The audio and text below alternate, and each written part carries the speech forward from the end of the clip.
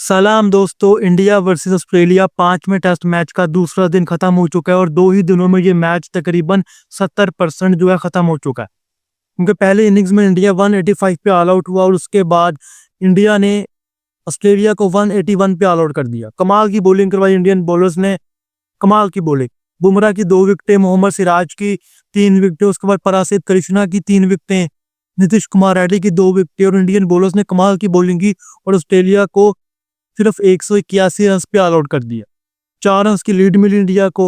उसके बाद Indian batsman उन्होंने फिर अच्छी बैटिंग नहीं की। इंडिया की फिर से बैटिंग आती है और इंडियन बैट्समैन फिर अच्छी बैटिंग नहीं करते। विराट कोहली फिर से फ्लॉप, केएल राहुल से रन नहीं बने। ऋषभ पंत ने कमाल की बैटिंग की है, 184 के स्ट्राइक रेट से बैटिंग की, 4 छक्के और 6 चौके लगाए ऋषभ पंत ने। उसके बाद वो पैट कमिंस की बॉल पे आउट हो गए। बट बात करने का मकसद ये है कि इंडियन बैट्समैन बिल्कुल भी साथ नहीं दे रहे अपने बॉलर्स का। इंडियन बॉलर्स ने कमाल का कमबैक करवाया, लेकिन इंडियन बैट्समैनों को थोड़ी जिम्मेदारी लेनी पड़ेगी, नहीं तो आपके बॉलर्स हर मैच आपको नहीं जितवा पाएंगे। विराट कोहली फिर से रन नहीं बना सके और बाकी बल्लेबाज भी इंडिया के कह लो कि इतनी अच्छी परफॉर्मेंस नहीं दे सके। ऋषभ पंत थोड़ा बहुत तेज खेले, 29 बॉल में 50 के ऋषभ पंत ने, ऐसा लग रहा था जैसे ऋषभ पंत कोई T20 मैच खेल रहे हैं। लेकिन इंडिया ने कमाल की कह लो कि बॉलिंग करवाई है आज के मैच में, जिसने कमबैक करवाया। अगर यही ऑस्ट्रेलिया के 300-350 कर जाता तो इंडिया टोटली इस मैच से आउट था, लेकिन अब इंडिया इस मैच में टोटली इन है, 50-50% है इस मैच में। अगर इंडिया 200 का टारगेट भी देता है ऑस्ट्रेलिया को, तो वो भी ऑस्ट्रेलिया के लिए मुश्किल हो सकता है इस पिच पे, जिस तरह की पिच है और जिस तरह के इंडियन बॉलर्स है। तो इस वक्त इंडिया की 141 को 6 आउट है। अभी 130-35 पे इंडिया के सिर्फ 4 आउट थे। उसके बाद एकदम 2 विकेटें गिरी ऋषभ पंत के आउट होने के बाद। और अब इस वक्त वाशिंगटन सुंदर और रविंद्र जडेजा क्रीज से मौजूद और उम्मीद की जा रही है कि ये दोनों अगर थोड़ा लंबा लेकर चले इनिंग्स को, तो 200 सवा 200 का टारगेट भी अगर इंडिया देता है ऑस्ट्रेलिया को, तो ऑस्ट्रेलिया के लिए मुश्किल होगा इस पिच पे 200 सवा 200 का टारगेट करना भी, क्योंकि ये पिच बहुत डिफिकल्ट है, बहुत डेंजरस पिच है। और बुमराह, सिराज जिस तरह के बॉलर हैं, और खासकर जिस तरह परासित कृष्णा को इंडिया ने खिलाया, जिस तरह उसने बॉलिंग की है, आउटस्टैंडिंग। तो ऑस्ट्रेलिया के लिए भी मुश्किल होगा यहाँ पर 200 चेस करना। बट अब कहीं ऐसा ना हो कि इंडिया कल आए और इंडिया आते ही 160-70 पे ऑल आउट हो जाए, फिर तो शायद मुश्किल हो।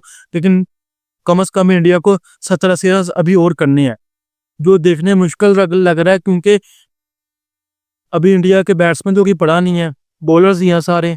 लेकिन पता नहीं होता, कोई भी प्लेयर किसी भी दिन चल सकता है। तो इंडिया को यहाँ पे जिम्मेदारी लेनी होगी जडेजा को, वाशिंगटन सुंदर को, कि यहाँ पे आप कम से कम भी 60-70 रन और लगा दें, तो फिर आप इस मैच में इन है। लेकिन अगर इंडिया कल आता ही 20-30 रन पे आउट हो जाती है सब पूरी टीम, तो फिर इंडिया के लिए मैच बचाना बहुत मुश्किल हो जाएगा। क्योंकि अगर 200 प्लस का टारगेट मिलता है ना ऑस्ट्रेलिया को, तो वो ऑस्ट्रेलिया के लिए मुश्किल होगा। और अगर 160-70 का टारगेट मिला ऑस्ट्रेलिया को, तो वो शायद ऑस्ट्रेलिया चेस कर दे, क्योंकि ऑस्ट्रेलिया के पास बहुत अच्छे बल्लेबाज हैं। Travis head, Konstas, Steven Smith, कोई एक प्लेयर भी टिक गया तो वो 160, 70, 80, 200 आराम पे चेस कर देगा। लेकिन फिर वही बात है कि इंडिया के बल्लेबाजों को जिम्मेदारी लेनी पड़ेगी, अदरवाइज बॉलर जितनी मर्जी अच्छी बॉलिंग कर लें, आप मैच में इन नहीं हो सकते जब तक आपके बैट्समैन आपको भरपूर कह लो कि चांस ना दे, फायदा ना दे आपको। तो इंडियन बैट्समैन को जिम्मेदारी लेनी होगी। लेकिन अब तो बैटिंग इंडिया की ऑल आउट खत्म हो चुकी है, तकरीबन 4 बल्लेबाज बाकी हैं।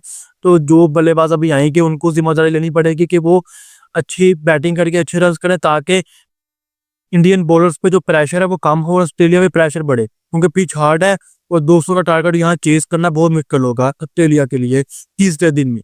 और कल शायद इस टेस्ट मैच का आखिरी दिन हो और ये टेस्ट मैच कल शायद खत्म हो जाए।